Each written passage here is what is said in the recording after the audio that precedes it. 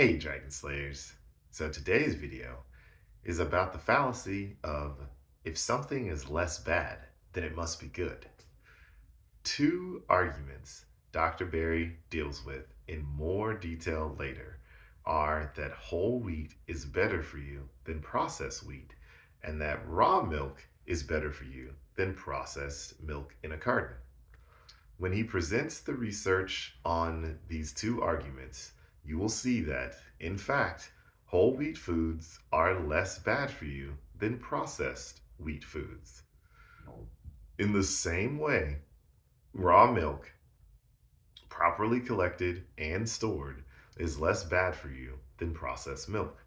However, just because something is less bad for you does not mean that it's good for you. Less bad does not equal good. This is an error in thinking that doctors make all the time. If we did a medical study comparing the health effects of smoking unfiltered cigarettes versus smoking filtered cigarettes, what do you think we would find? Of course, filtered cigarettes, assuming the filter is made of something safe, should cause less disease than unfiltered cigarettes. You, as the researcher, would publish your results in a medical journal with a title such as Filtered Cigarettes Usage Leads to 15.3% Fewer Lung Cancers. And you would feel like you had made the world a better, healthier place. A news outlet or government agency publishes a story about your interesting little article, and their story is titled Filtered Cigarettes Are Much Healthier Than Unfiltered. Finally, the local news station, smaller websites, and parents everywhere tell the world that filtered cigarettes are good for you. Do you see what happened there? In your research, you never meant to claim that filtered cigarettes were actually good for people. You were just studying two variables and reporting your findings. Sadly, once your findings had filtered down through doctors, the government, and the media at large, they had been turned into a lie. This sort of transformation happens all the time in medical research, and it's your doctor's job to detect it and to help protect you from it.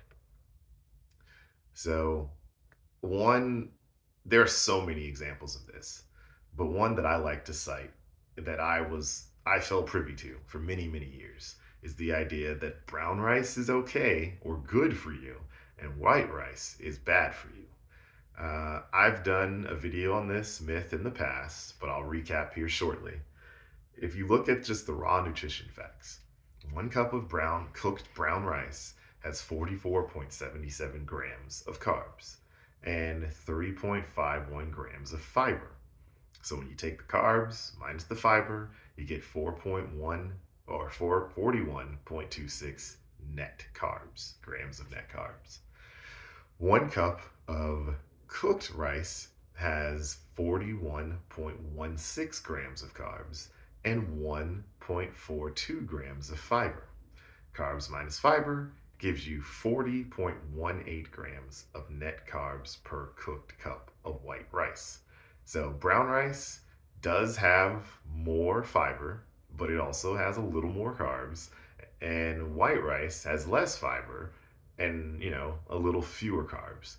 In the end, the net carbs of brown rice is 41.26 grams per cup versus white rice, which is 40.18 grams of carbs per cup. The fiber in brown rice in no way stops the fact that it has such a high carb count.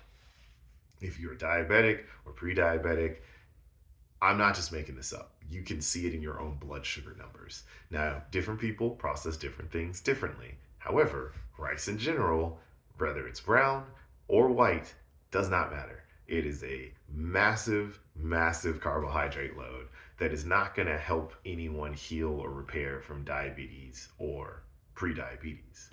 So for years, I would eat 3+ cups of brown rice multiple times a day, thinking I was healthy. thinking I was doing my body good, but I was only increasing my insulin resistance and making myself sicker.